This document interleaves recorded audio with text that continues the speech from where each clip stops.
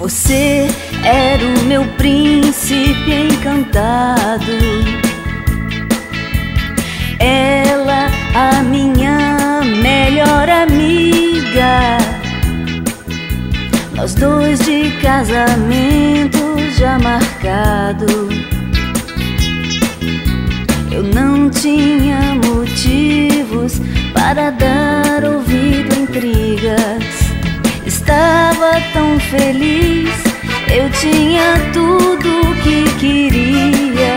Jamais imaginei que a minha vida ruiria. Foi quando uma voz no telefone me disse coisas difíceis de ouvir. Me deu o endereço e a hora certa,